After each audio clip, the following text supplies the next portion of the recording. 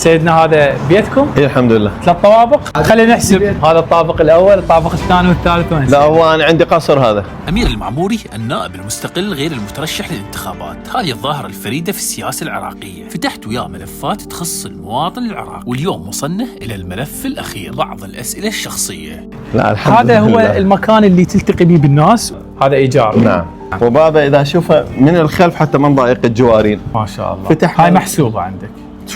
لو نصير صدق اصحاب دين لو ما نصير. ملف الفساد اللي تفتحه وراها ايش تشعر؟ ما افرح بانه فتحه، انا اضوج، لكن افرح عندما احصل النتائج مالته بضرب هذا الفاسد، بسجنه، باسترجاع المال العام. انت خليت ناس بالسجون هواي؟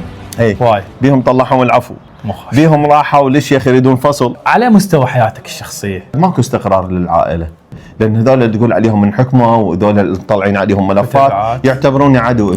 أما السؤال المهم، ليش ما رشح أمير المعموري للانتخابات؟ استغليت فترة ضعف الأحزاب اللي هي والحكومة الشهرين. أثناء انتخابات، هذا يصيب الحكومة ضعف، السياسيين يصيبهم ضعف فيتنازل. مثلا هذا العقار رأسا هو راح يتنازل، سحبنا يعني انت عقارات. سيدنا ممكن بهاي الشهرين تحقق انجازات مال 4 سنوات. حققت نتائج مال أكثر من 4 ما سنوات. شاء الله. انت والمهام. تراقب الوزارات؟ نعم. من اللي يراقبك سيدنا؟ الله. الله. خارج البيت كان هذا السؤال محضر لسيادة النائب. هل الراية والموكب هي من صنعة أمير المعموري؟ بعد أبعد من الراية والموكب هي مدرسة الطف.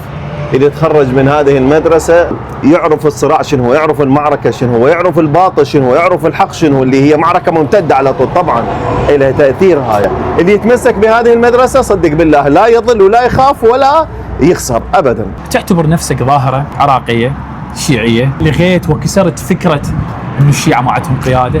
نعم كانت في بالي أشيل فكرة أن الشيعي حرامي أو مو مال حكم. جميل.